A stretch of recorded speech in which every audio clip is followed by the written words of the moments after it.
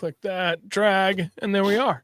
Evening, everybody. Hope you're all doing well. Thanks for tuning in tonight. As well, not always because we missed last week, but that's on me. I had a lot going on. I believe I got the boat fixed, so apologies for not having the live stream last week, but I appreciate everybody's understanding for me having to bow out for a week. But enough about me. We got a special guest on tonight. We are joined by Bassmaster Elite Series angler Austin Felix. Austin, thank you for joining us tonight, man. Greatly appreciate you coming on. Yeah, no problem. Yep. I owe everything about this to Sean Miller for setting this up. I'm going to let him kind of take the reins on this here in a minute.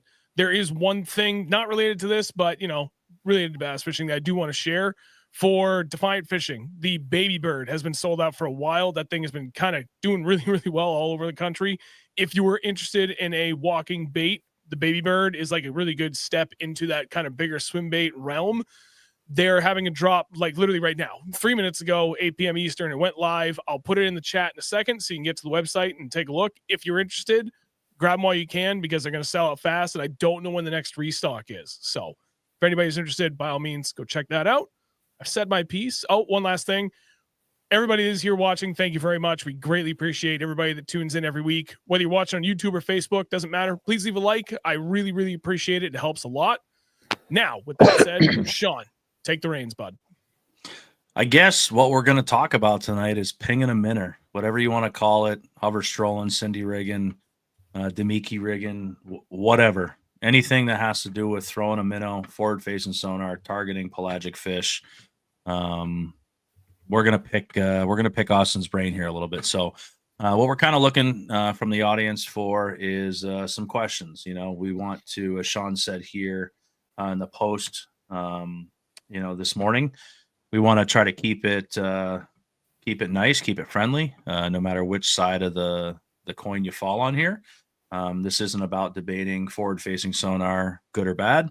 This is about utilizing it as a tool and how you can kind of unlock the secrets here as far as fishing is concerned. So with that being said, I want to kind of break the ice here with Austin here, the sleepy assassin. And it's kind of a cool story for those who haven't heard it before, but I'm going to ask you, Austin, for the rest of the people in the room here and that haven't heard it before, how the hell did you get the nickname?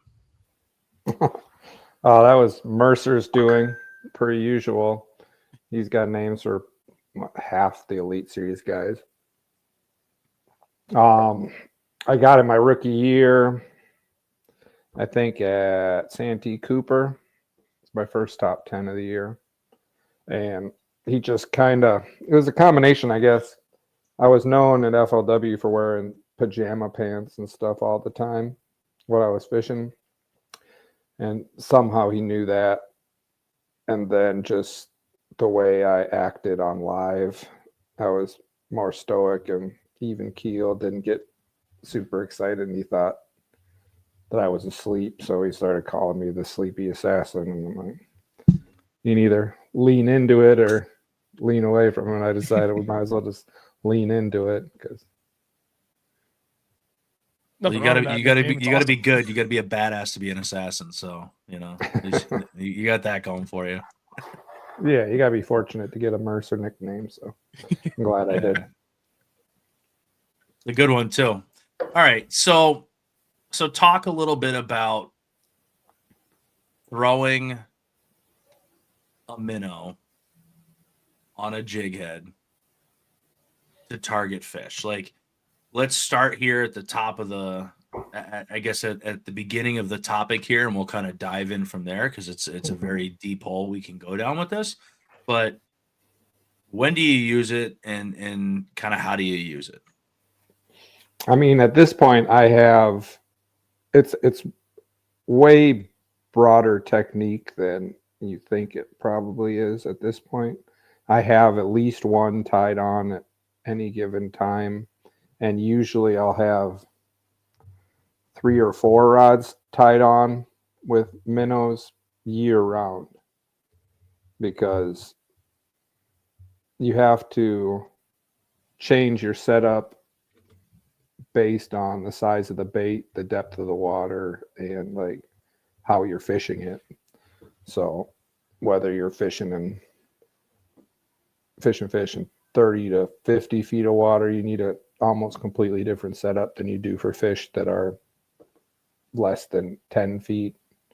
People are fishing them now in like 3 and 4 foot of water, and you're throwing everything from 7 and 8 inch minnows down to 2-inch minnows. So like it's rod. You could load your boat with rods just minnow fishing.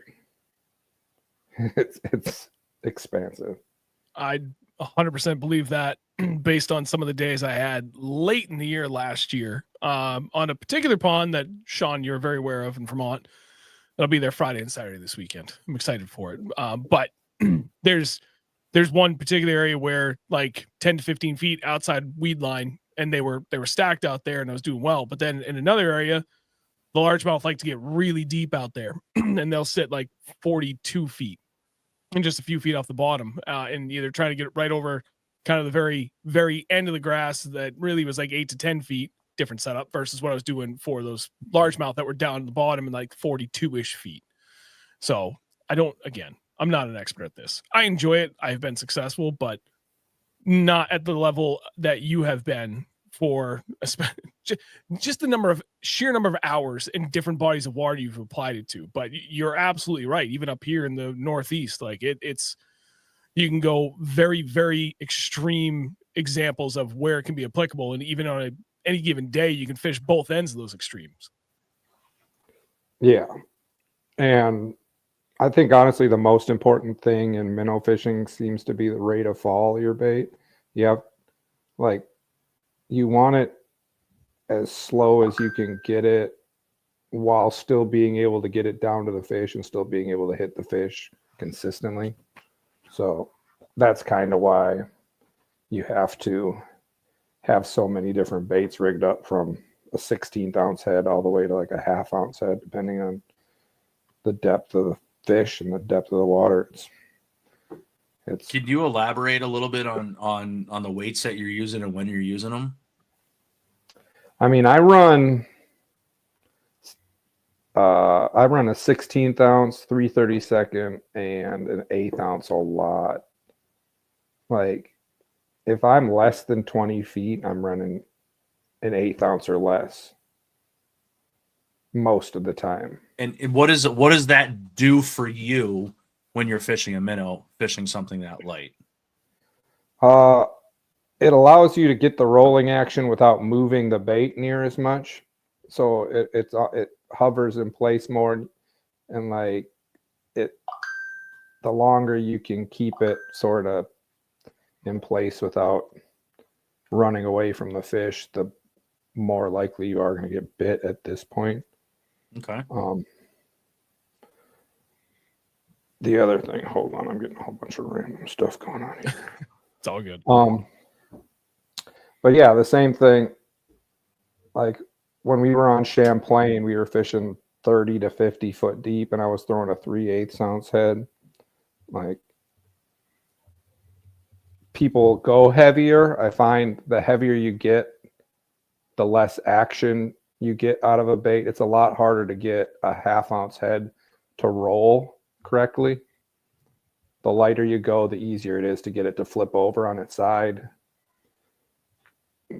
You really have to put hard inputs into like a heavier bait. So when you can get away with lighter, better. To get away from that, like, I don't know if you guys have played with any of the sinking braided line. Not yet. Like Sunline makes the Sunline All Might. That's like a big deal if you're fishing deep. Like out here, I'm on Lanier right now, but like early spring, you're fishing over 100+ feet of water, and the fish are down 30 to 50 feet. Same thing. You guys have probably seen it before with your regular braid. It almost seems like if you're casting those fish that are 40 feet down, it seems like once your bait gets like 20, 25 feet down, it almost seems to slow down, and it falls even slower and slower and slower. That's because your line has so much buoyancy. It's just adding more and more drag the deeper it gets. So it's almost just like adding more little bobbers to it. But so to negate that, you have to go to like a heavier jig head. Well, that Sunline All Might is a sinking braid, so you don't get that added drag as it gets deeper and deeper, so it'll continue to fall consistently all the way to the fish. It's really like, once you try it when you're fishing those really deep fish, you like will wonder how you ever did with or ran a bait without it, because it allows you to run a 3/8 ounce head or a 1/4 ounce head as opposed to a half or 5/8, or they're running like 3/4 out here in linear just to try to get down to those fish in time. But Now, are That you makes sense. throwing them all in the same rod? I got 2 rods that I run. They're both Aris rods. One's a 7.2 medium light, and that's what I run like the 1/8 ounce and lighter stuff on. And then there's a 610 medium that's a little stiffer that I run for anything like any bigger baits or anything like a bigger than a 1/8 of an ounce. So any of your longer plastics, like your 5, 6, 7-inch minnows, you're running on that medium. Yeah, well, once I get the 7-inch minnows, I tend to switch over to a bait caster, honestly. Interesting. All right. But I can get behind that. yeah, I've been playing with that this year. I still run braid to floor on a bait caster, but you get like a BFS reel and just like a medium power 7-foot bait caster, because the plastic gets so big once you get to that 6 or 7 inches that you can cast it on a bait caster really easily. It's almost too much bait and too much weight for most spinning rods, and I feel like when you get to those big baits, you also have to switch jig heads up, something with a bigger, longer hook, and you need more power to drive it home. And it just, that's the way I found it works the best for me now. I like it. So, I have Go ahead, a John. question that I've been thinking about a lot since last year. And we were coaching a high school bass fishing team, my buddy Jake and I. And he's a hammer up here, does really, really well in the kayak scene, is phenomenal pinging a minnow. Does it a lot with a lot bigger baits. And like for me, just trying to learn from it, watching the pros, figure out how everybody else is kind of doing it and trying to apply it up here in the Northeast, I was shaking the crap out of it, everything I was doing. And I went fishing with him. We were scouting for the kids, and he was like, why are you doing that so much? I thought that's what you're supposed to do. And he said, not up here, because they're primarily smelt and yellow perch eaters. And I thought about that, and I was like, I can't say one way or another, shaking it versus just kind of straight retrieving it, what has done better for me. It's been kind of mixed results. Not as much success as I would like to be able to consistently say this way is better than that. So question, based on, between fishing down south where shad is much more prominent versus when you come up to the Northeast, like Champlain, we have a lot more. Champlain's a little different, a lot of smelt, a lot of yellow perch, but also alewives. Does that shaking, that shimmying action, does that just play no matter where you are, regardless of what the forage is? Or does the forage base kind of change your approach to what kind of action you're trying to put into your bait? Yeah, I mean, in general, I'm shaking it all the time. It's almost the action as much as you're trying to get that bait to flash, because most of the baits we're throwing are like multicolored. The back's kind of different, and so you want to get that sort of flash action so it looks like it's actually swimming. Like I will play with different retrieves if I notice something, but for the most part, getting a consistent rhythm that is the most important thing to getting the consistent action. So it's just always going right. The size of the bait you're throwing really depends on how fast your inputs have to be. Like a 6 or 7 inch bait, it takes longer for it to flip over. So you have to change the cadence you're bouncing. Okay. Whereas like a little 2.5 inch bait, it's just like gonna be a lot faster to flip over. And obviously, like if you watch a little minnow as opposed to a bigger one, like you're just going to put faster inputs into it. The other thing is it might look like you're overworking the bait, but a lot of it depends on how far away it is from the boat. Like you're negating a lot of the input with all the line you have out. So it doesn't look nearly the same as it does when it's right next to the boat and you're kind of testing it and like, okay, this is how it looks. Like it's going to be a lot more subtle when you're 80 feet out and 40 feet down. Yep. No, it makes perfect sense. All right. I like that. Thank you. I got a question, and Michael Bradley put this in the chat too. So this is going to kind of piggyback on this. And obviously, you've worked with Tree Shaker on your dream stroller here, but obviously the jig head of choice is probably going to be the Austin Felix Dream Stroller here. Just going to go out on a limb here and say that that's probably it. With that being said, though, like, how did you get to it, right? And like you see a lot of other companies kind of starting to follow suit here, with a split ring, on the head of the jig head. A lot of people are talking about a loop knot here. There's been some other people. Kevin Joyle also, put this in here as well. Austin, do you use a loop knot with this technique? Loop knot, split ring, maybe does the same thing. You tell us. Kind of how did you develop it? Why did you develop it? You obviously developed it because there was a void in the market and you weren't getting what you needed out of the tackle that was available to you. So I was building my own minnow shaking head for like 2 years. I just made it in a 1/8 ounce and a 1/4 ounce, but I didn't like to start out with. It was like hard to get your hands on the Japanese jig heads to start with that they were throwing. And I didn't like any of the hooks that were in a lot of the jig heads. I was always really partial to that Gamakatsu 111. It's an O'Shaughnessy bend hook. And in a 2/0, it's basically the perfect like minnow hook for anything from 3.5 to like 5 inches. So what makes it the perfect hook? So it's an O'Shaughnessy bend hook. It's very sharp, but it won't bend out because of the way, like, it's a light enough wire that you can penetrate it, but it doesn't bend out partially because of the design of the hook. So like a regular round bend hook, like the way a fish gets leverage on it, it opens up a lot easier if it's a round bend than like an O'Shaughnessy will go like halfway up and then it almost turns over. So the way you're putting the pressure on the hook, it buries without lifting up. But it was just trial and error. I've been using that hook for 10 years. I pour my own Magnum Ned heads with that hook and stuff too that we've been doing. But like I wanted that hook.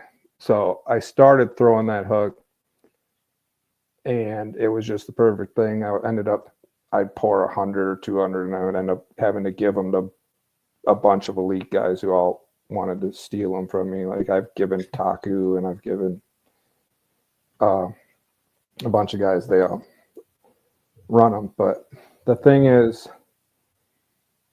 as minnow fishing became more prevalent, you had to start tying a loop knot to like really get the action consistent.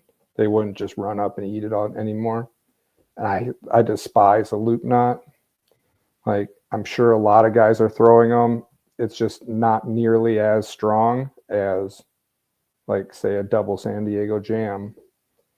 And you're not going to notice it. I'm sure there's plenty of guys don't ever break off their loop knot, but when you have to drop down to lighter and lighter lines, like you start throwing 8, 7, 6 pound test, that's when like losing that 20% of strength from tying that loop knot really makes a difference, because all these jig heads require more pressure on a hook set than most people think. If you're losing fish minnow fishing, it's because you didn't bury it. And it's not like a regular swim bait where you can really just reel into them. Like, it requires you to friggin' set the hook. You have to pop it to bury it, or you're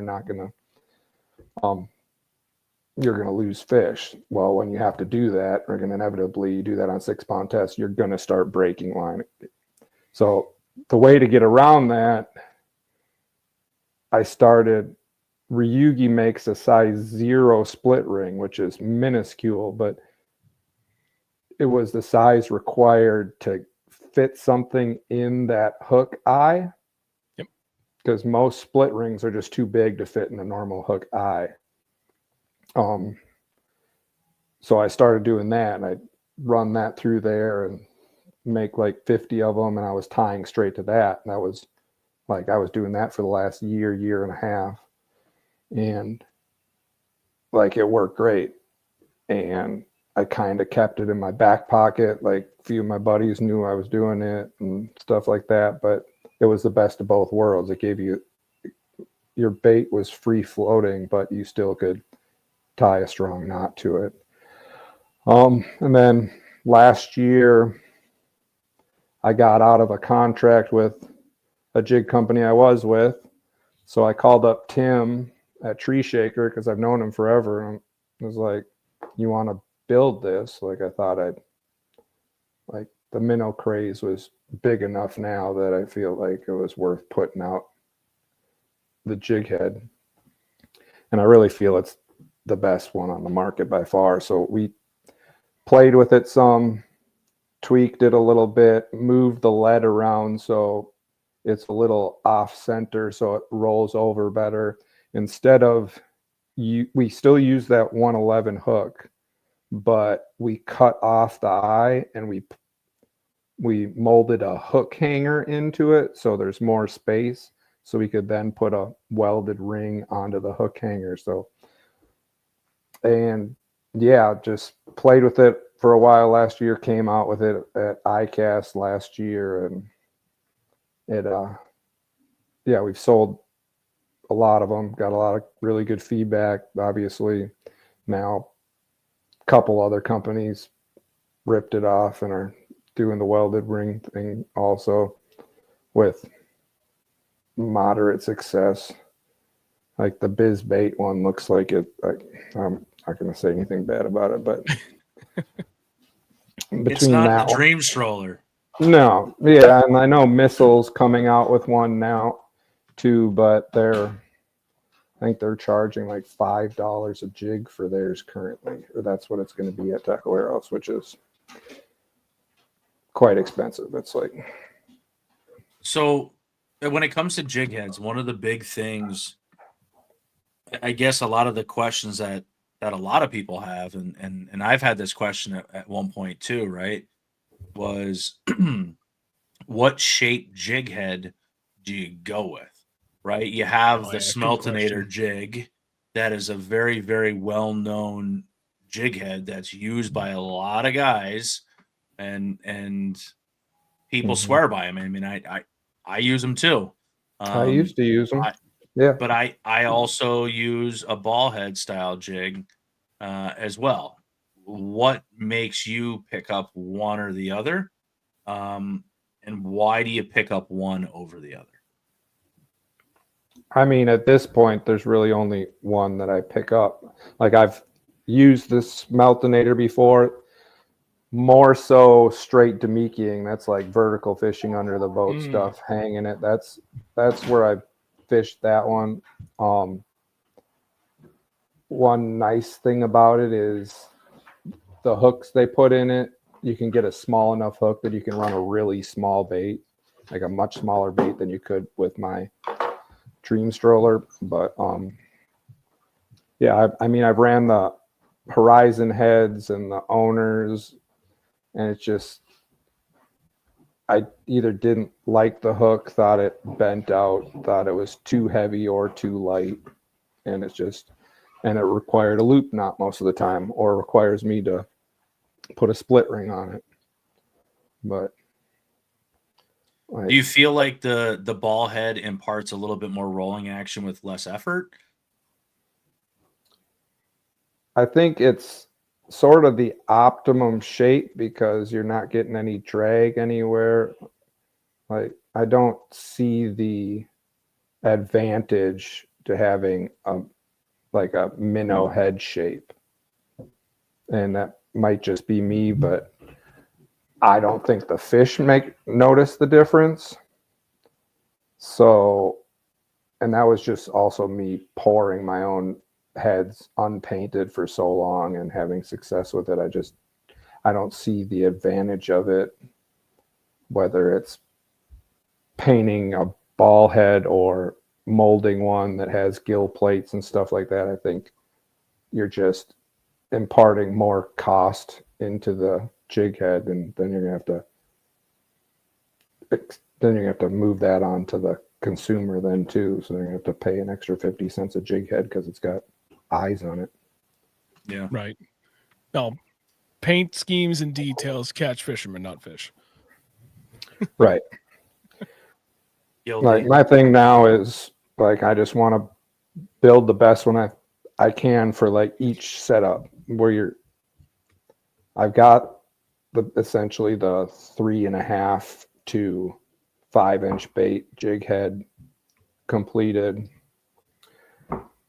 Within the next month or two, we're coming out with a 5/0 version for big minnows. And I'm also still working on like a 1/0 version so we can throw really small stuff. But each one requires a good amount of tweaking to make it right.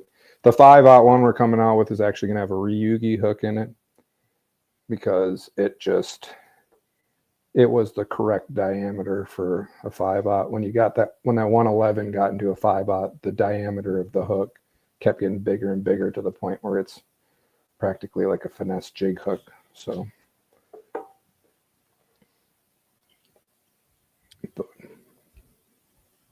You got something, Sean? I was trying to figure out how to frame my question, but it's gone. There was this is actually a good one from the chat. Do you change your technique or how you fish it from pre-spawn to summer and winter?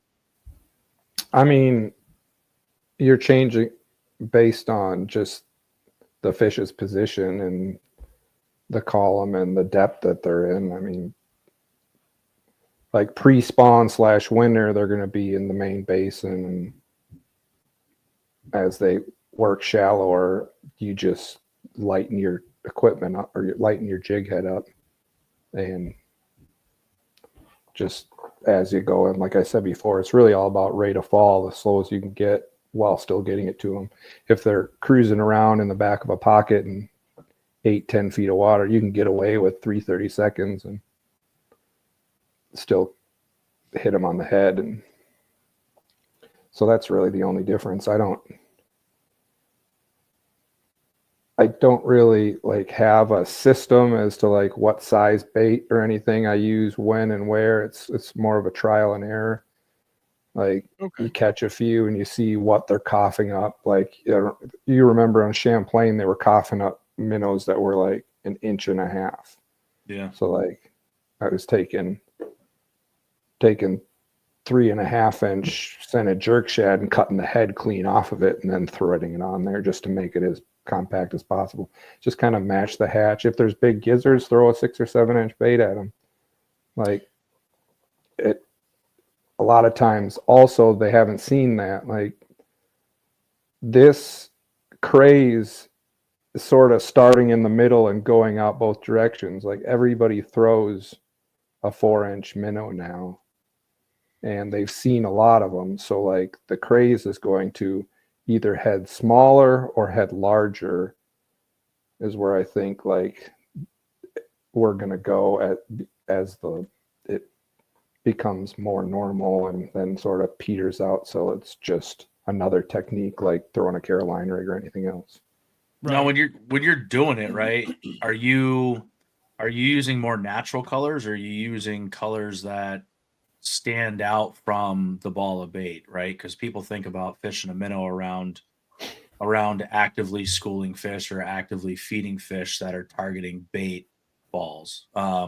are you looking to blend in a little bit with the natural colors of that bait, or are you looking to like, hey, I want to stand out and catch their attention and get them to be aggressive? Like there's some companies out there that are throwing out some colors that like just don't really they don't really mimic anything, right? They're just loud.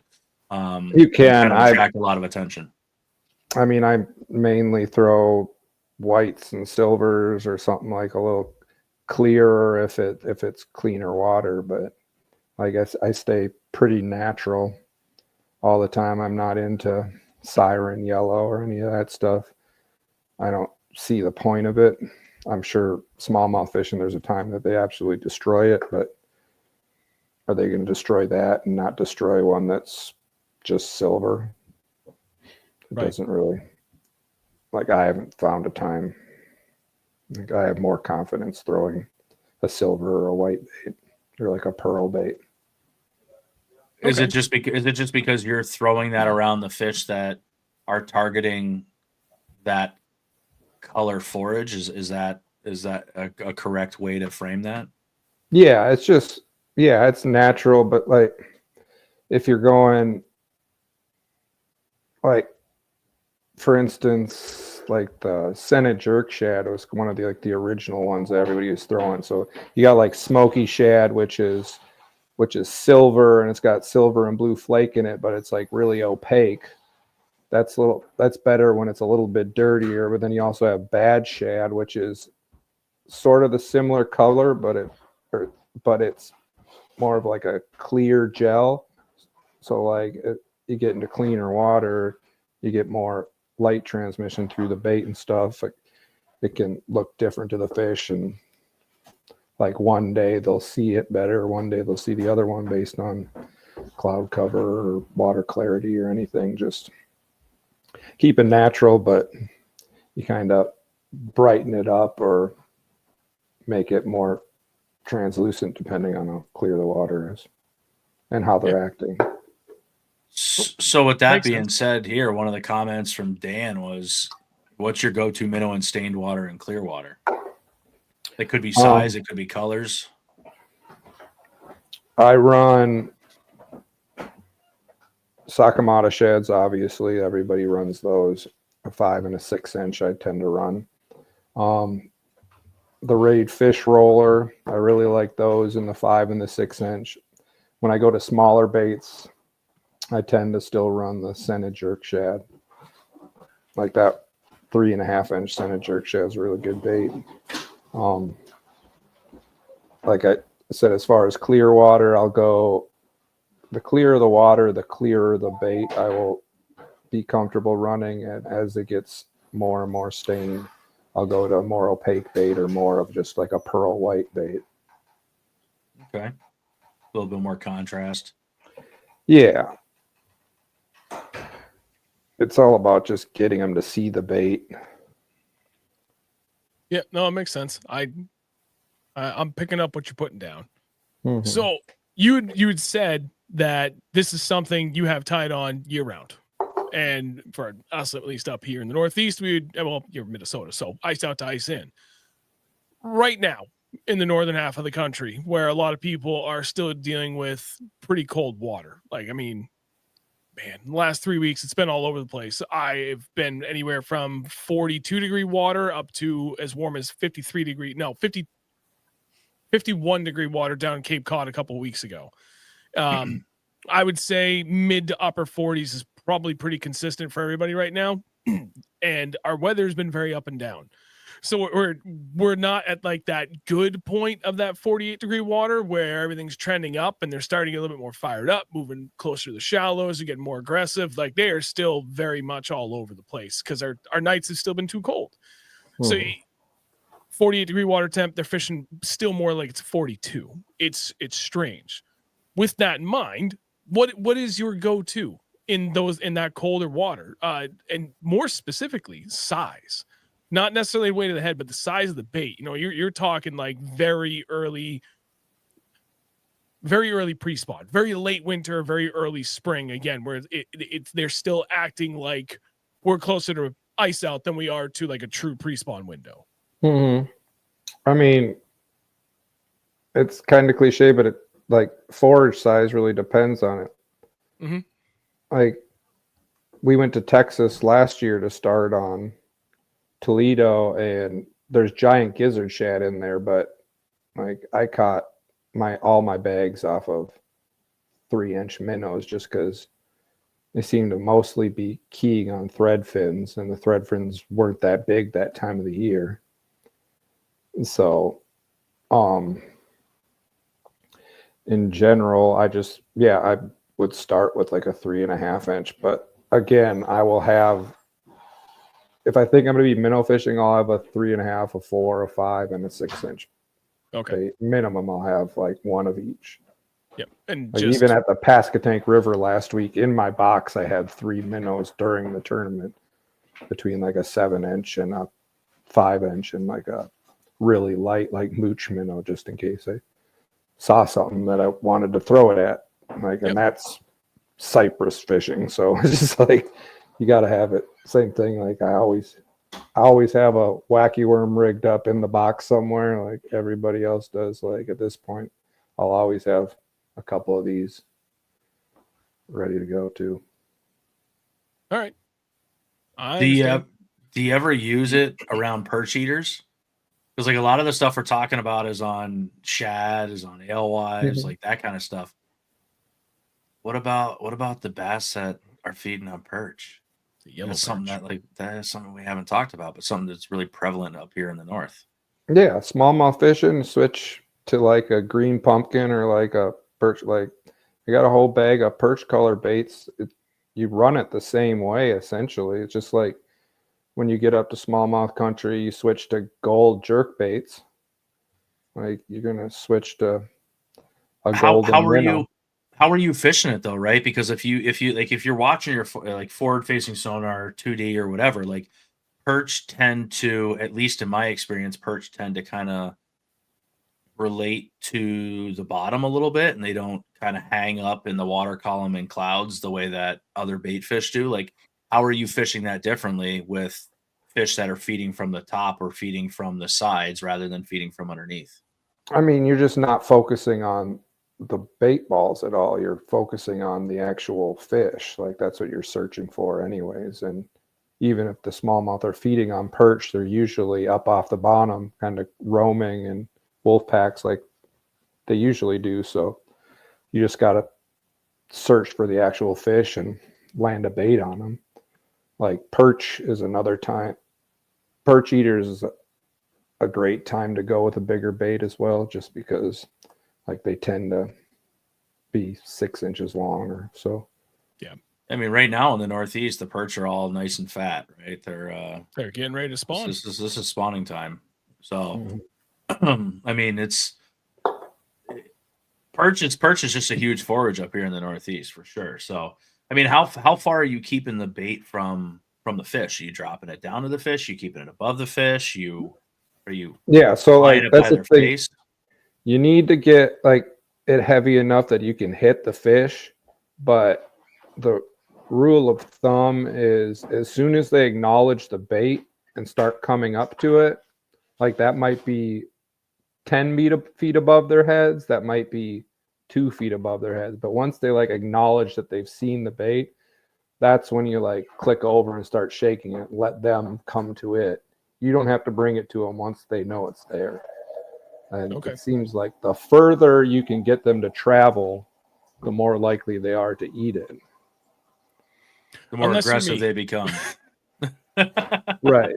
But I mean, it's also, it's a fine line because the further they come, the more likely they're going to peel off as well. So, but like if you get a fish to come up 8-10 feet and they seem like they're accelerating, it's probably all over. Just get ready to set the hook. And a lot of people too, right? Like, and I probably fall victim to this as well, is like, you kind of see a fish acknowledge your bait and they're after it the whole 9 yards. And a lot of people's tendency is to just stop. They're going to eat it. I just got to stop. Yeah. You keep it going, you stop it. Yeah. What's the thought process there? No, you got to keep it moving the whole time. And the thing is, when you're fishing this way, when you're putting those inputs in it, you have so much slack in your line I'm sure you guys have noticed, you almost never feel them hit the bait. Yep. Like it's almost, you have to watch. And like when it almost like when the two become one, you kind of, that's when you got to almost test for pressure because you're not going to feel it. And that's how you like have to fish the bait. That's also part of the reason why I like to run a stiffer rod for shaking a minnow, because by the time you get the bite, you test the fish to see if he's there, you're already like 2/3 of the way through your hook set. You only got like from here to here to bury that hook. And if you got a really limber rod, you're going to go from here to there, and it's just going to, the rod's just going to give all that back, and you're not going to bury it. So in general, I run a shorter, like 6'9", 6'10", medium. It's extra fast. It doesn't have that much tip, just because you only have about 18 inches to bury that hook once you know that the fish is there and everything. Yeah. So like need something to send that hook point home quick with a little swing. And the shorter the rod, the easier it is to be consistent with your inputs. Like if you grab a 7.5 and try to just like keep a beat and then try to double up that speed, like you can't really do it just because it's so far away from you. It slows everything down. So like Koya Fujita is probably the best minnow shaker on planet Earth, and he throws like a 6'2", I'm pretty sure, is his minnow shaking rod. Okay. Oh, wow. So, damn. That's like a trout rod.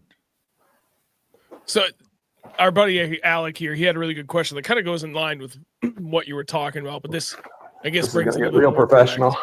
No, hey, you told us before the stream that, would you mind if I ate pizza? I said, no, dude, we don't take this shit seriously. You go ahead and munch away.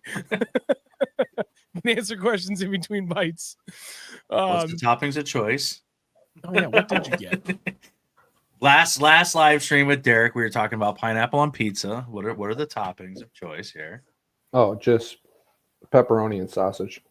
Oh, yeah, but it's still an excellent choice. We had pizza the other night, and it's a brick oven pizzeria right here in town, and they make a phenomenal pepperoni pizza. And it's like, it's pepperoni pizza. How can it be phenomenal? When it's a good brick oven, it's friggin' phenomenal. Yeah, but good pizza is good, and shitty pizza is really shitty. So as far as it's pretty easy to screw up a pizza, even though it's so pepperoni. as far as learning how to ping a minnow, yeah, honestly, it sounds cliche, but you have to do it. And you have to just like do it a lot, because the thing about it is anybody can go out and do it when it's dead calm and they're on their own home lake that fish haven't seen it before, and they can like line up and put it on a bait or put the bait on the fish and watch it go down and get the bite. That's relatively easy for anybody to do. The hard thing is when we're tournament fishing, oftentimes conditions are not good. Like half of those days on Champlain, you have to go with the waves because you can't physically go into them because it's blowing too hard. So now your boat out there. So now your boat's going 3 mile an hour that way. The fish are moving whichever directions you're floating around, and you have to be able to get the muscle memory together to be like, okay, there's the fish over there. He's moving this direction while my boat's moving a different direction. And just like without doing it a lot, you can't hit the fish in these suboptimal conditions, which is what's necessary if you're going to tournament fish, because rarely do you get these optimal conditions. And building that muscle memory like anything else, whether throwing baseball or swinging a golf club, it's just you have to do it a lot before you can hit the consistency, and consistency is what it's all about. Like if I can hit them 50% of the time more often than the next guy, I'm gonna do better than him. You've done it so much you don't even have to think about it. Mm-hmm. You know where you're putting it, and you know exactly what you're doing without really having to think about it too hard. There you go, Alec. Exactly. What's time in?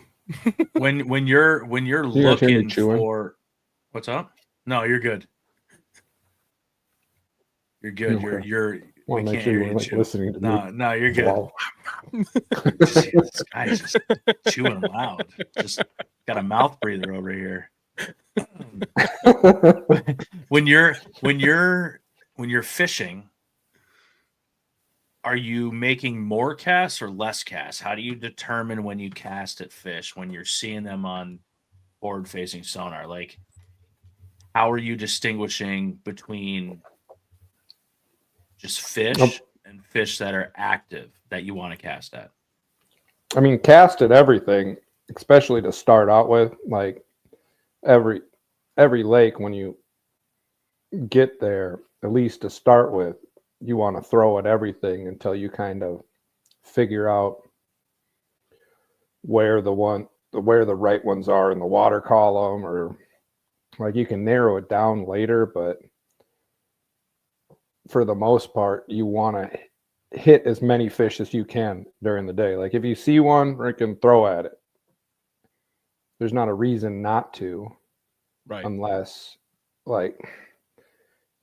you get later in the day, or you're more dialed in, or you're on Lake Fork and you've already got 28 pounds. You don't throw at 2-pounders anymore, but that's like, for the most part, throw at everything, and you'd be surprised when weird stuff happens and 2-pounder turns into an 8-pounder, or a carp turns into a big bass, or vice versa. Or you throw at sticks or rocks, and all of a sudden freaking one appears out of the rock. That kind of stuff. Well, that's one of the things too. Like I was gonna say, like it's hard, sometimes it's hard to distinguish between bottom and like rocks or boulders or structure and fish, right? Like they tend to hide on live scope, and then all of a sudden, like they just appear out of nowhere. How are you distinguishing between the fish, right? Like when you are on live scope, what does a bass look like to you shape wise versus other species?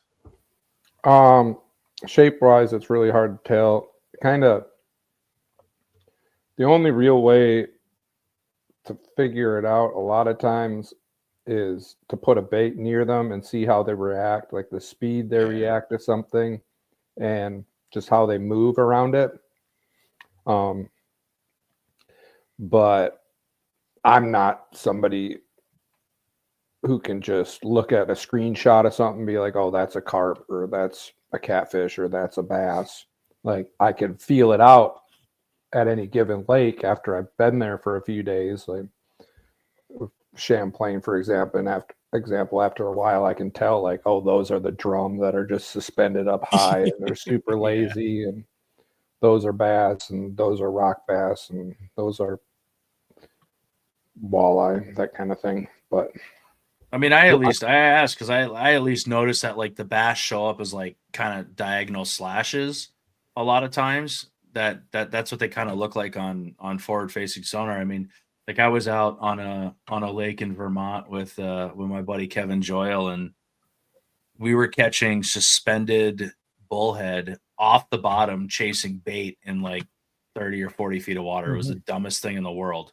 And to us, they looked like bass on live scope, and we were throwing minnows, and we got so excited, right? Like hooking up for the first time on this lake. It wasn't a technique that people had done, and Sean knows this one. It's a tournament water, and we were out there pre-fish, and we were just kind of seeing what was there for offshore, kind of the minnow bite and whatnot, the pelagic kind of fish out there, because there's a lot of big smallies out there if you can find them. And we found these little wolf packs of fish, and we'd catch one and we got all excited, and then all of a sudden it was like this little 1.5-2 pound bullhead that we pull up, and we're like, fuck, what are these things doing 5-10 feet off the bottom chasing bait? It was wild.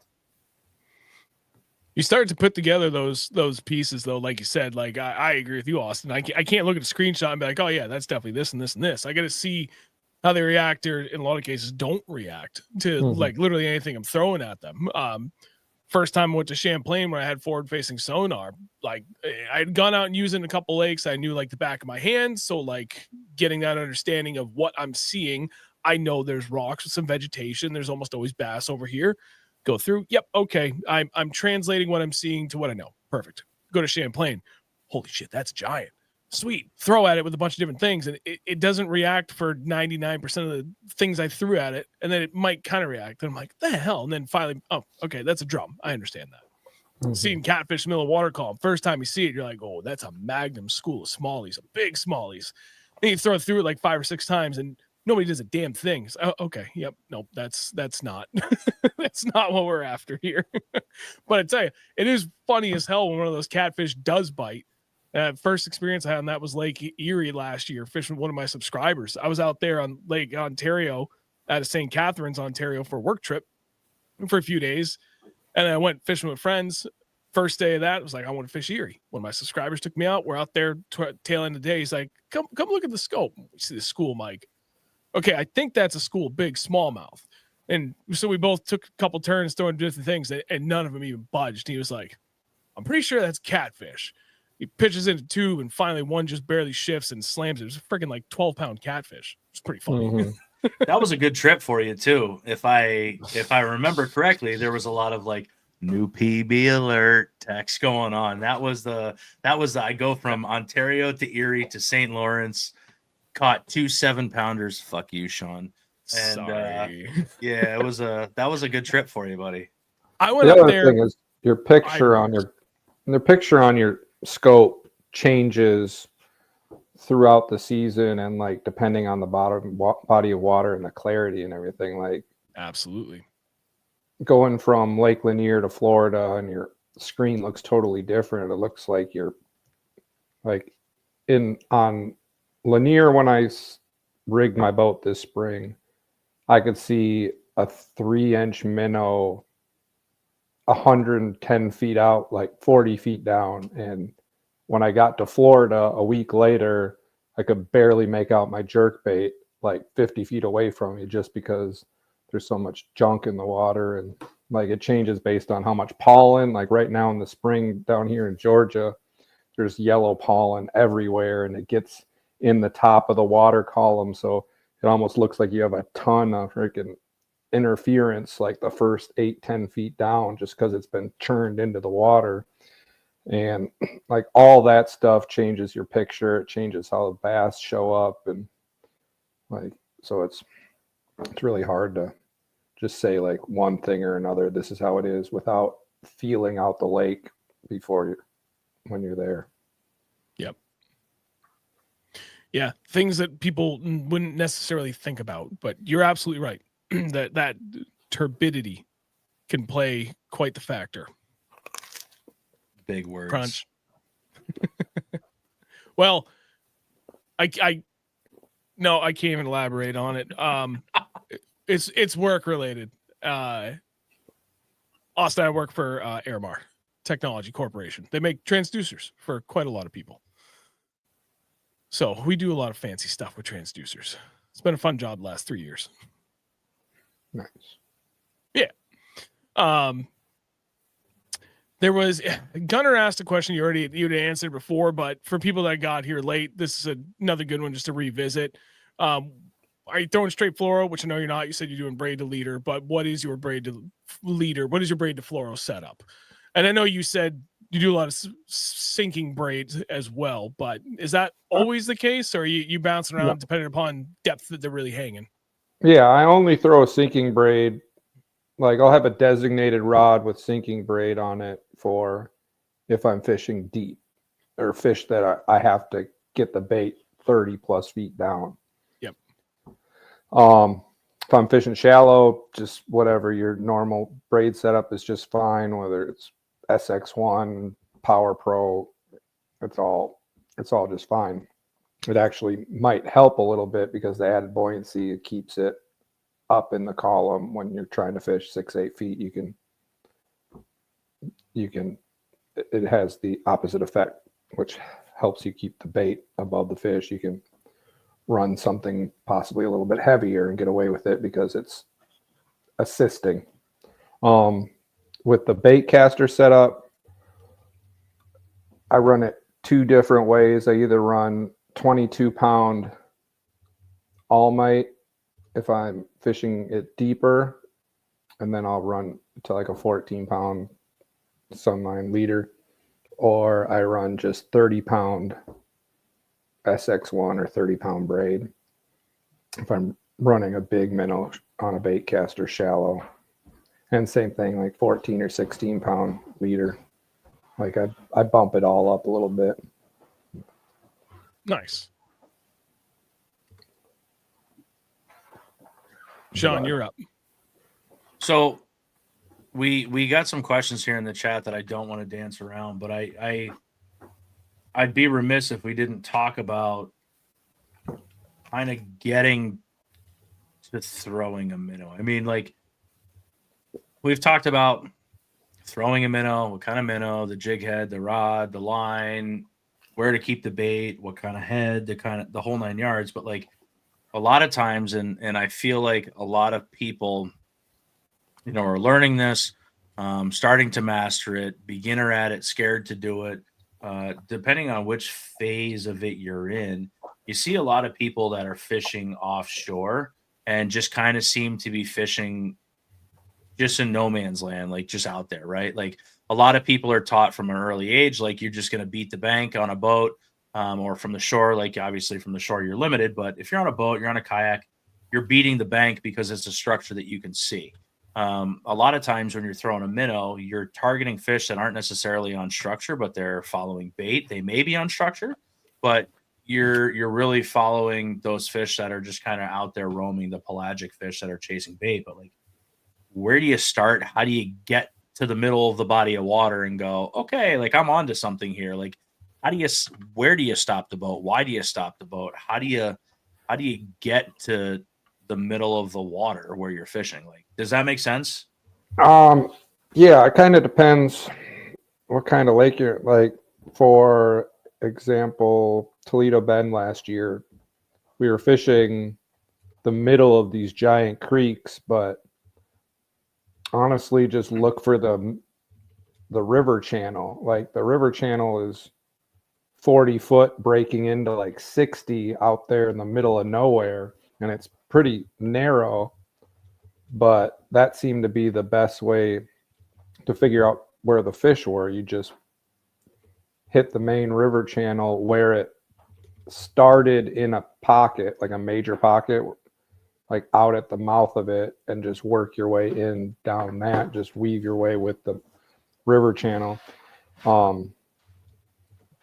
It's got to be something like that, whether it's a river channel. I know you guys don't have a lot of river channels up here, so maybe it's wherever the winter basin is.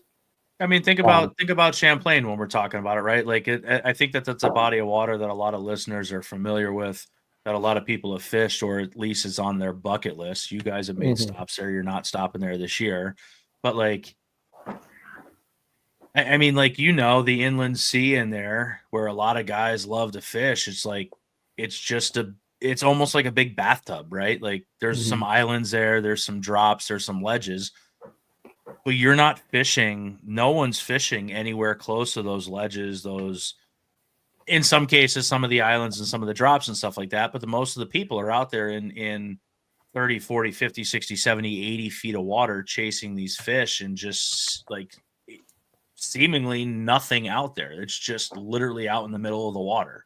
Like in a body of water like that, where are you starting? And Champlain is one of those lakes where it's almost totally bait dependent. Like when you get around the bait, that's when you get around the fish, as opposed to structure. Like it used to be structure. I was fishing a lot of those 30 and 40 foot deep rock piles back in 2014, 2015. I felt like I had them all to myself, and I could catch big ones off it. But as live scope is become more prevalent, the fish don't stop anymore. Like when they slow down and stop on something, that's when they get hooked. So I think they feel like they got to keep moving to stay safe, and because of that, you just got to get in the area where you know that they're feeding and then cross paths with them. You feel like the live scope and that technology has kind of pushed fish and anglers offshore a little bit more?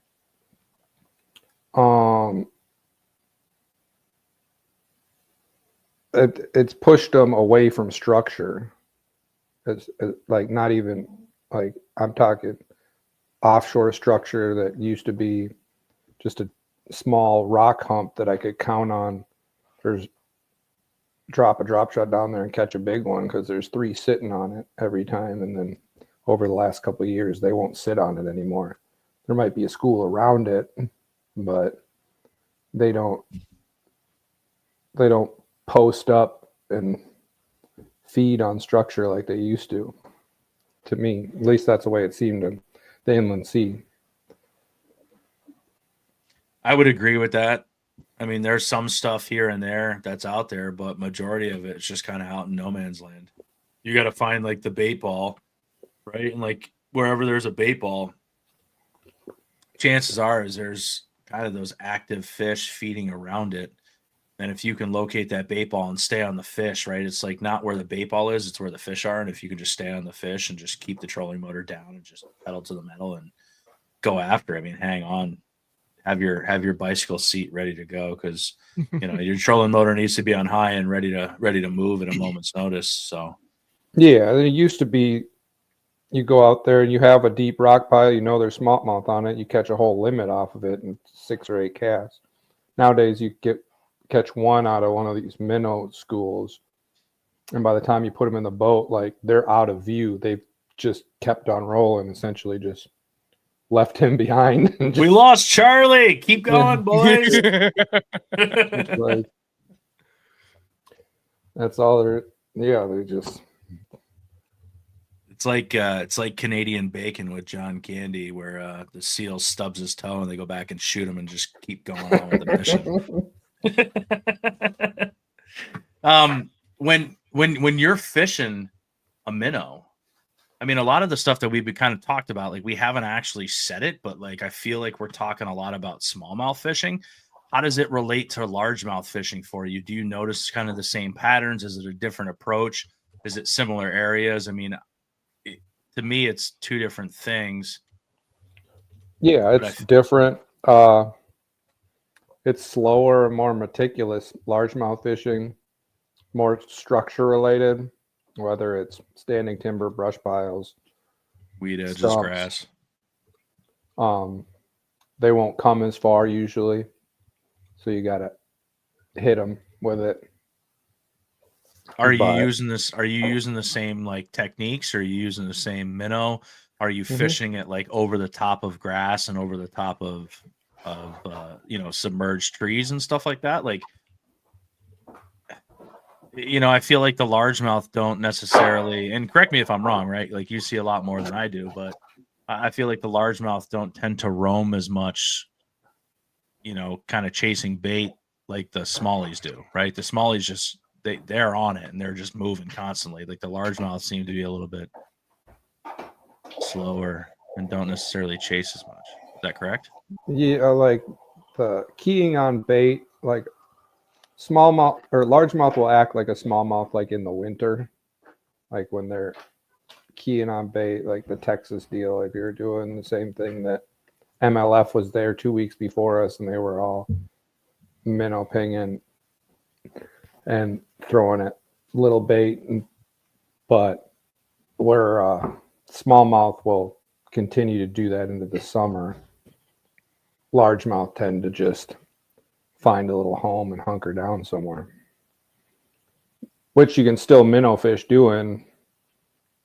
Like all the guys on the Tennessee River, whether it's Gunnersville, Chickamauga and all that stuff, like most tournaments are being won still throwing a minnow, but it's ledge fish minnow fishing, whereas where you used to throw a crankbait, now you get a minnow down there and swim it over the school's head and one will ease up and suck it in, kind of thing.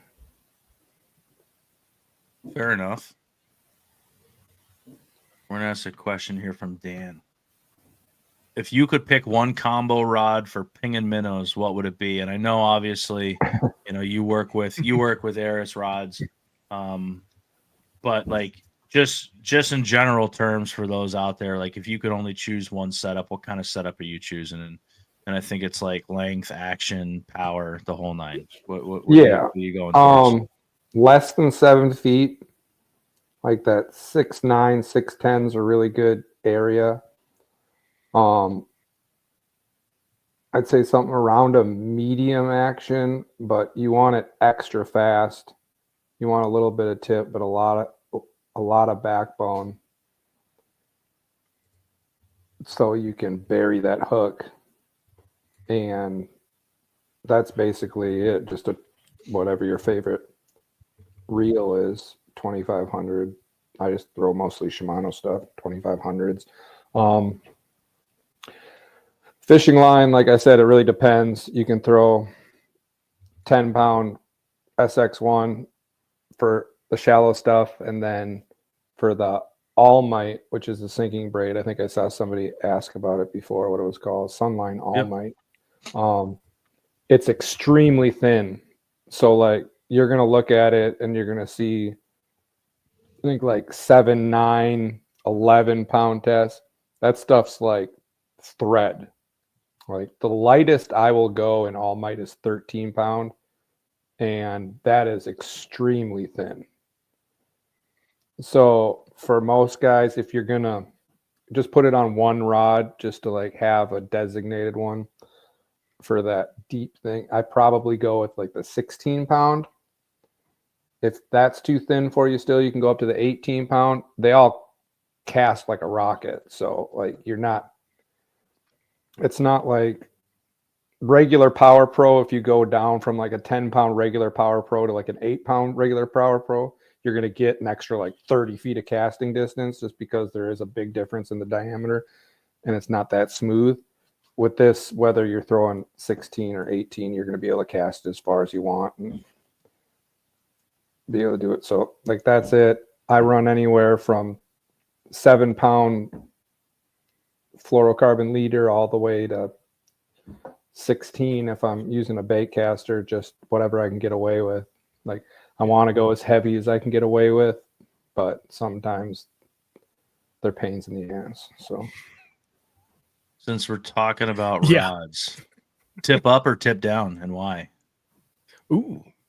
Yeah, that's a good one. That's something that we haven't talked about yet today, right? Like the shorter rod lends itself to keeping the tip down a little bit more, but it also I'm gonna stop. Austin, you go. So it kind of changes based on how far away the bait is from me. Okay. Like most of the time when I'm fishing a minnow,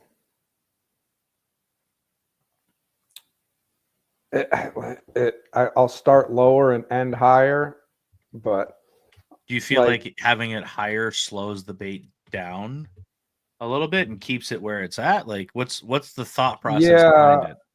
Well, your inputs are going more vertical instead of horizontal, so yeah, you're not pulling scooting the boat as far, scooting the. But the other thing is like you do whatever you really have to. Like I've got to the point where I've been skipping minnows under docks now and fishing them out, and obviously you can't go tip up if you're skipping them under something. Like you got to do it tip down just to get it in the right deal. But I don't think it's important enough to make a difference. When I set the hook, when I check the rod, I'm usually like up here.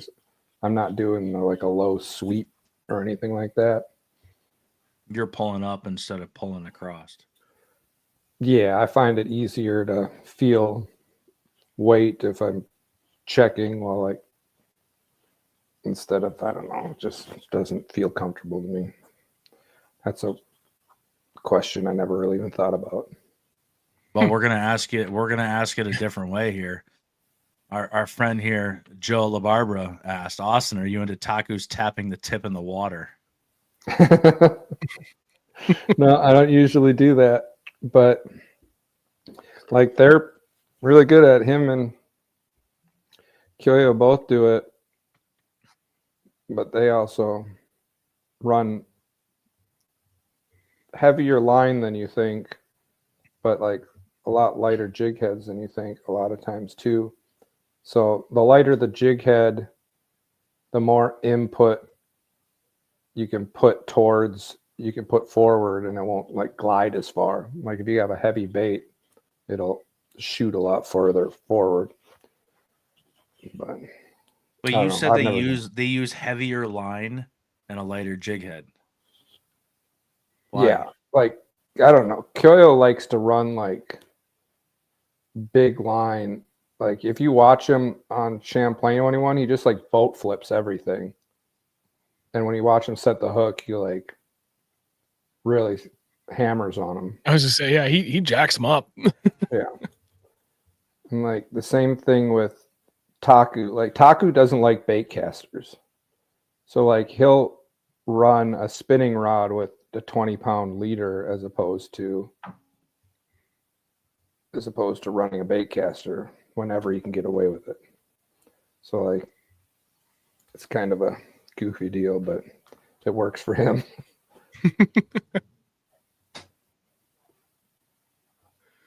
Not preference. Braid to leader. FG knot for braid to leader and a double San Diego jam just to tie a bait on. Those are the two best. Why? You and I have gone over this, but why a double San Diego jam versus a Palomar versus Palomar is the Fisherman's worst fishing knot whatever. you can tie on planet Earth for fluorocarbon. And I'm going to make people mad saying that, but it's tell us how you really feel, Austin. It's the truth. I've gotten a handful of elite anglers to stop tying Palomar knots after like having this argument and actually grabbing some like 8 or 10 pound test. As I don't care how much lube you use, if you tie a Palomar knot, you are creating a weak spot and you're not getting 100% of the line strength. You're losing quite a bit of it. That's why every time you tie a Palomar knot, when you hang up or something and you pull on it, it breaks right there at the knot every freaking time. Which is great because then you don't lose a bunch of your leader. But the reason that is because your 10-pound fluorocarbon at that point is only 7-pound strength. Whereas a double San Diego jam, if you do the same thing and hang up your Ned rig or whatever, you're straightening out the hook on your Ned rig before you break it because it's evenly distributing the pressure on your whole leader. Like it's like you and I talked about it too, right? Like you're not burning your line as much when you're cinching it down, right? Like the Polymer, you're burning a lot of line when you pull it through rather than a San Diego jam. Like you're pulling some tag end through, but there's a handful of YouTube videos that have all done all these knot wars and everything, and it's just it's always proven like the Palomar knot is not a good knot for fluorocarbon. If you want to tie it to braid, that's fine. I still tie it on braid. If you want to tie it to mono, that's fine too. But don't tie it to fluorocarbon, especially light line fluorocarbon. Like if you're tying it to 12 or less, like you're hindering yourself and you're breaking off a lot of lures and you're probably going to break off some more fish. Any tips for those people that struggle with an FG knot? Yeah, me. Please.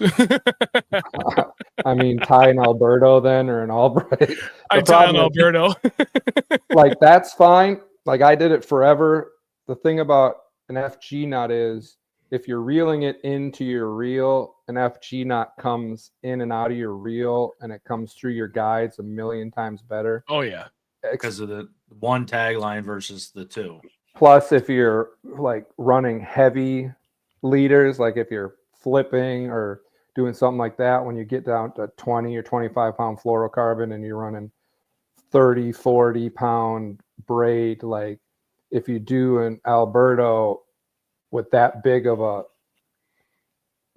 diameter of line, it makes a really big barrel. So it gets like it becomes hard. unmanageable. I feel that one too, and not that tonight's about it, but like on my swim bait setups, I tend to run a lot of braid to fluoro, and so I'm throwing a 70, 80, 100-pound braid to a 35-pound shock leader. So it's the FG knot definitely helps. Kevin Joyle asks, are you adding scent when you're fishing with a minnow? Not usually. Like a lot of them have scent. I will add like Bang or something to a bag of plastics, mainly just to make sure they all stay straight. Like if you add a little bit of Bang, whether it's a Zoom Fluke or a Sakamata, add something you're trying to make sure stays straight, as opposed to getting like crimped up in the corner and that gets a kink in it. If you add a little bit of scent into the bags, they tend to slide around easier and they stay straight. But I don't purposefully add scent to minnows. Scented jerk shads have it. A lot of them like have added scents to them. The only one probably should do is that Raid fish roller. When you pull them out of the package, they smell pretty chemically, but I haven't done it and haven't really had an issue, noticed anything. All right. And I think the last comment that we have here, the last question from Alec, it's different between brands of graphs. What settings are you changing the most when you run into water clarity changes, like you had just mentioned with the pollen or dirty stained water? What are you touching the most on your graph? And I think it's the same between whether you're running like a Humminbird, Garmin, Lowrance. The settings are relatively the same as far as like what the input does. But what are those settings that you're most focused on? Like noise rejection, you can bump up more or less. When you bump up noise rejection to like get rid of all that clutter, you have to in turn. I don't crank up I run a Garmin, just so everybody understands where I'm coming from. I don't crank up the gain as much as I crank up the color gain.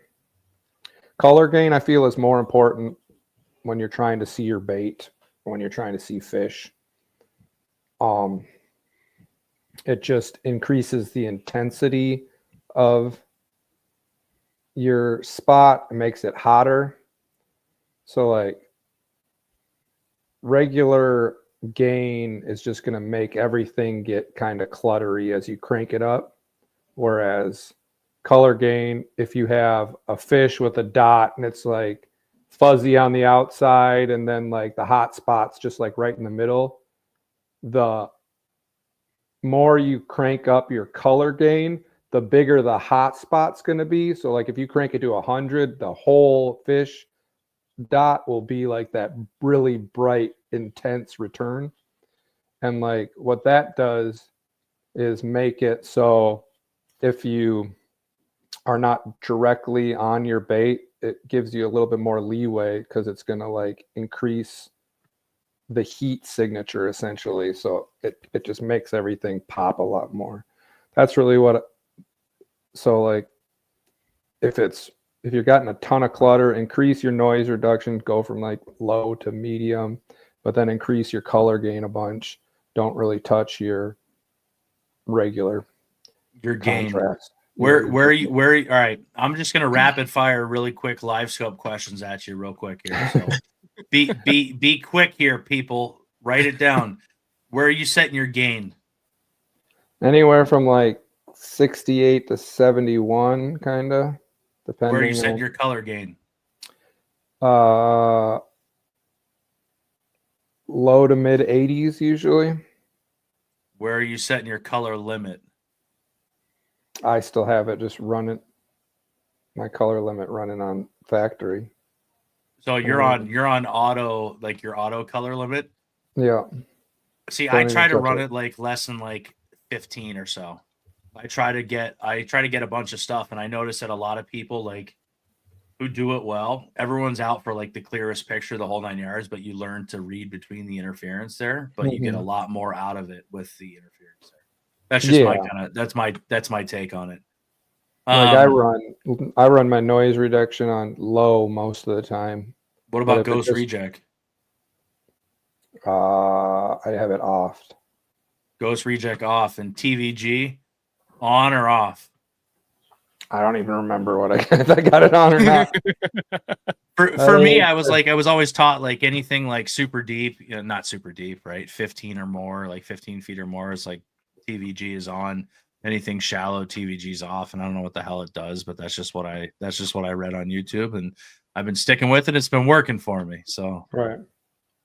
All right. Last two questions. Last two questions, and we're shutting it down here. This one's good because it brings it back to home. Go ahead, Sean. One from John. No, take the one from John. I'll grab Joe's question. All right. John R. asks Minnesota question. How's the fishing on Minnetonka these days? Miss fishing that place before and after work back in the early 2000s. It's so much different. You wouldn't even recognize it. Like there's not any milfoil left hardly at all. It's all coontail. So instead of like we all used to just flip milfoil for days and miles, and it was the most fun. Now it's just coontail down out to like mid 20s to 30 foot deep. People throwing little drop shots and Nico rigs out there on the weed lines and stuff, and it just keeps getting more and more pressure. Like we don't care what the people are doing. What's the juice on Minnetonka? you hit it during its heyday in the early 2000s. Let's put it that way. It's the juice is gone. It's dried up. If you're gonna go there, I'd just drive an extra hour and a half and go to Mille Lacs and catch big small. You heard it here, people. There you go. What happened to the milfoil out there? Chemically just nuking the place for it? Yeah, I mean it's got they give out as many permits as they want, and they got more rich people on that lake than anywhere else in the state. So they just, like I always said, if the homeowners on that lake had their way, they'd drain it, pave the bottom of it, and then fill it back in. Yep. Dude, it's no different anywhere you go in this country, I swear. And it's a battle that's becoming an even bigger issue up here in the Northeast more and more commonly. They get all these Massachusetts transplants who 30, 40 years ago have already nuked every bit of vegetation out of 95% of the lakes down there. They're taking that up to New Hampshire and Vermont and Maine. It's sad. And then they wonder why the water clarity's gone to crap too in the summer. You've got homeowners in Vermont that are trying to nuke lakes, and the public's speaking out against it. And then on the other side, you've got Lake George, the DEC's trying to nuke Lake George, and Lake George Association on the flip side has been like, no, we don't want it. So there's an association in Vermont that's been nuking, that wants to nuke the lake, but yet right over the border, an hour away in Lake George, they don't want it. So it's really interesting, kind of how it regionally it kind of changes from place to place. But yeah. Anyways, Sean, I'll let you field the last question here, and then we're gonna wrap it up here. All right. I like this one from Joe because it's along the lines of the topic, but it changes the narrative a little bit here. Number one soft plastic you like to scope with that's not a minnow. I mean, it's probably that Brian Schmidt got me on that Missile Baits magic worm. Oh. Either on a Nico or on a drop shot. It kind of works a lot, most places. I'm gonna add mine to this because some of the most fun I've had scoping has been that post spawn bite for largemouth on like a lot of the kettle ponds we have here, which you can find, I think, pretty much anywhere in the north, not just the Northeast. And they'll move out off the bank and they'll get out like on those semi-deep flats at a place that's average 16 feet deep at the depth. And they move out into like the 6 to 8 foot flats over, the little soft, squishy vegetation that just kind of blankets the whole bottom. And they're just roaming around bait balls. Just Texas rig rage crawl. and just zooming around and throwing it right in front of their face, and then just doink, freaking and just flipping. It's almost like flipping and pitching into pads, but you're out in the middle of the pond chasing these things around, just dropping it 5 feet in front of their nose and watching them bomb over to it and slap the bejesus out of it. That's some of the most fun I have when I'm out scoping. It doesn't look right because you're just sitting there making these short pitches and flippers in the middle of the lake with no vegetation around. But it's fun. Yeah, that's basically the same thing you're doing with the Nico or the drop shot. It's just by the time I'm tournament fishing and tournament is coming around, like the fish are so pressured they're not really gonna run over to a Texas rig. I don't think. Maybe they would. A lot of guys are throwing jigs at them now too. Like a few of the young guys have been slanging jigs at them a lot lately. Goddamn young. I've had a lot of really good luck slinging jigs at them on scope, and my favorite day doing that was last year. I was down at ICAST for work, flew back, got back to my house at 1 a.m., slept for 45 minutes, jumped in the truck, drove 3 hours up to Maine. We had 22 pounds on our best 5 that next morning, pitching jigs out to the largemouth in 25 to 30 feet of water around schools of white perch. And that was phenomenal day. That was fun. Mm-hmm. But yeah, chasing with a jig like that, that's fun. Sean plays stripers on live scope. Yeah, that's a different kind of fun. Yeah, I caught a 30-pound striper on live scope the other day on my prototype 5/0 minnow. Oh my God. How long did that take? A few minutes. I bet. Pretty good. Let me see. I guess I don't know if it was 30. My scale only goes up to 15 pounds. But Schmitty said it was a big one. I probably have a picture of it, I think. Let's see. Oh, I want to see this before we go. Where the heck did I put it? I haven't even come close to a striper that size. We went out a couple summers ago on Rhode Island, and we're doing some inshore fishing. Ooh. That's a big one. Yeah. Oh yeah. Damn. Dude, we were catching stripers that were like 40, 50 pounds, well outside the slot limit. It was stupid. We caught a shit ton of stripers and we only got to keep one. It was dumb.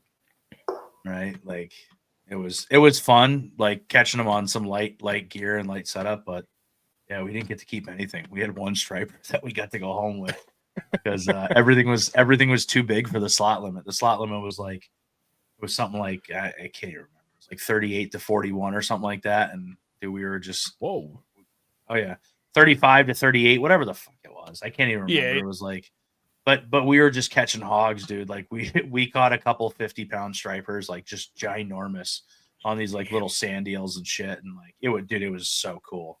But yeah, we went home with 2 sides, and that was pretty disappointing. But whatever, man. We made a good day of it. 28 to 31, Sean plays. Yeah, that's right. 28 to 31. Now, yeah. Everything else was like giant, and it was so much fun. But you know, nice. we always know we can join Tim Doobie though on some saltwater fishing. You know, he's only one derb away from a tuna fisherman. So as he said a couple weeks ago. Well, anyways. Yeah, I think we're going to wrap it up here. Austin, thank you very much for joining us tonight. Thank you, everyone, for tuning in. Before we go, next week, we have Melinda from Bahio Sunglasses joining us for a live stream all about sunglasses and lens technology. So that's going to be kind of an exciting thing on the fishing side here.